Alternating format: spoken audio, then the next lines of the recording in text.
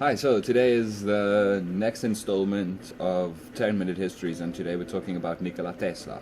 So Nikola Tesla was born in 1856 in modern-day Croatia, and as a child he was fascinated with maths and engineering, and he had a unique capability to be able to, in his mind, visualize, assemble, test, and disassemble experiments, ideas, inventions, really, that he had. So all of this he could do inside his mind.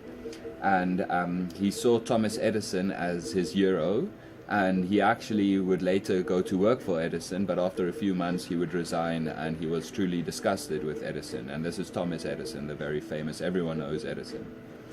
So, and this was after he had moved to New York. So he was born in Croatia but moved to New York. And Edison was a father of direct current, and Tesla had actually developed alternating current, and this was a direct competitor to direct current. So alternating current must have been a massive threat to someone like Edison. So you could almost see some degree of animosity Edison must have had towards Tesla. And so at age 24, Tesla had already created the world's first induction motor, and J.P. Morgan and George Westinghouse funded Tesla's Wardenclyffe Tower. Now, Wardenclyffe Tower basically needs an explanation on its own. I reckon I can do like a 10-minute history of Wardenclyffe Tower on its own, basically, but it's an intercontinental wireless communication and power transmitter. So that's a massive thing. I'm going to repeat that. Messed up that word. Intercontinental wireless communication and power transmitter. So read up on Wardenclyffe yourself if you need more information on. Well, you do need more information on it. That's not, you like, go read a bit on it.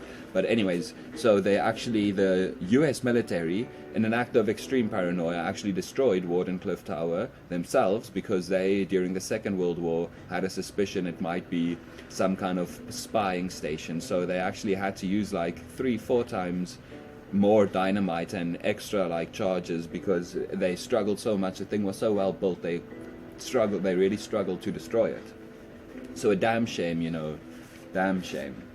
And Tesla held over 700 patents, and the sad thing is he was basically, for most of his ideas, he was basically ridiculed just as much as he was praised for, because he had some strange ideas for his time.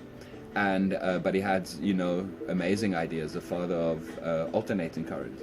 And he had plans to use the entire Earth as a conductor, and he was actually able to light bulbs just by putting them into the ground, like miles and miles away from the laboratory that was actually like beaming out these wireless signals and frequencies. So you can just imagine some guy back like in the early 90s putting a light bulb into the ground and it lights up, and like that's like a tower miles away that's sending out wires. So this was completely revolutionary and ahead of its time.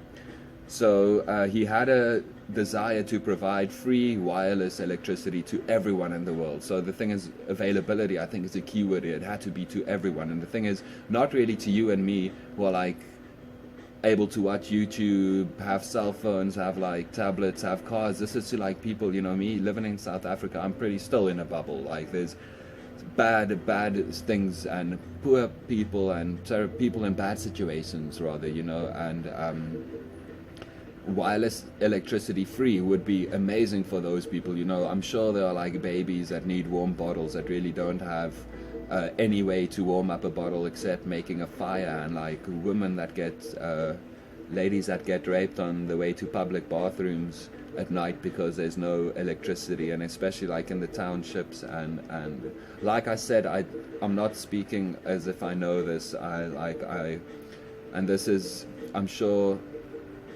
there are places. Point is, this was to the poor of the poor, where it's needed the most. He wanted to provide it free. And so just think about that a bit. And it's difficult to imagine, but imagine those Africa documentaries. I guess I sound terrible saying this, but like, when there's like these kids with the flies on their eyes and they're like, so skinny, they look like, it makes me sad. I'm just gonna move on. So He was completely ahead of his time. He had predicted television, cell phones, the internet, wireless electricity, even like death rays. And obviously you can imagine for the word death ray, he was ridiculed. It didn't go off well in the scientific community and the world as general. Hollywood and science fiction especially was very, very intrigued by this. But he was one of the first people to be able to harness the power of the Niagara Falls and transfer it. And if you think about it, free electricity isn't really profitable, and you can just imagine what would happen to the oil industry, to the coal industry, if you could just have free electricity anywhere in the world just by putting a stick into the ground. So his works on radio, radar, and X-rays actually predates the work of all others, and he's today is basically just well known for alternating current. Since the 90s, there has been a bit of a resurgence in his work and some of the things. And just before I forget, because I didn't actually put it in my notes, is after his death, he died in the Hotel New Yorker, basically a pauper's death, not with a lot of money and in a pretty, but the point is the Americans, the government, took all of his notes and all of his papers and documents, and they held it for an extremely long while before sending it back to Europe. And who knows what they took from those, and you never know what might have been in there and this is like obviously tinfoil hat material, but so the military did after his death, take all of his documents and papers and held it for a very long time before actually sending it back. So just like that's fuel for those conspiracy theorists. So just forgot to put that in the notes actually. So let me just get back to the point. That might have been like out of place if there's like any degree of a timeline in this. But so another inventor, scientist named Marconi, had claimed to have, he was regarded as the inventor, the discoverer of wireless radio transmissions, and only 40 years after this did the Supreme High Court of America of the United States actually rule that Marconi took his information and his stuff from Tesla's patent. So it was actually eventually 40 years later given to the person where it was due, who was actually Tesla. So he was given recognition for that. But it took 40 years, by the way, like I said. But they did give him recognition for it. And I went through this one. So the death ray sounds pretty, Star Warsy if you say it now, and pretty like science fictiony. So, but it's what we would today call a particle beam. And obviously I'm no scientist, but it's like it has something to do with like very tiny particles you like electrify or send like massive electricity through it, and it gives it amazing power. So you need something very small to do a lot of damage. And if you can have multiple of these, you've basically got yourself a death ray. And he didn't think of this as something as a means of destruction. He thought of it as like a kind of mutually assured destruction, when you couldn't be able to wage war anymore because anybody could just be able to destroy everybody else. And just an interesting fact, he would like sit in his lab with like this Tesla coil behind him with like bolts of electricity, like massive bolts flying around him. So that was pretty like a spectacle for the time. And he was actually parodied in a Superman, where he has a little mustache and everything, and he's like a villain who terrorizes New York with like a death ray and these robots and stuff, and Superman obviously saves the day. But it's a damn shame. I can, again, like this is something I think pops into my head so many times when reading these things. It's not all heroes wear capes, I guess, and this is like where Superman, I guess, is a hero. I love Superman. No hate there, but Tesla, I guess, is just as much of a hero, if not more, because he's actually a real life person. And yeah, so today Tesla is basically just, if you think Tesla, you think alternating current, but he actually did so much more. And just an interesting fact, I think this one is more for the ladies, but I take my hat off to the guy for saying this as well, and I agree with him. He says he believed that women would become the dominant sex in the future, and that society would be run by like queen bees. Sorry about that. I don't know if people actually do this anymore. It's probably one similar to that and like Matrix stuff. What's the other one? Pinky and the Brain. That what are we gonna do tonight? Probably take a like kids don't know this stuff anymore. But yeah. So by Queen Bees. Sorry for the and yeah.